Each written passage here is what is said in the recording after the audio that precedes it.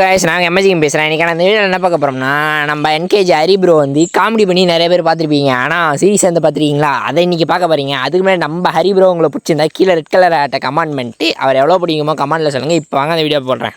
Bro இந்த பாட்டு எழுதி வச்சுக்கோங்க. நான் இந்த மேட்ச் கில் அடிக்கிறேன். மலையூரு நாட்டாம மனச காட்டு பூட்டாம உன்னா போல யாரும் இல்ல மாமா. இந்த பாட்டை போட்டு வீடியோ போடுறேன். எழுதி வச்சுக்கோங்க ப்ரோ. என்ன பண்ற படுத்துட்டான்டா அவன்.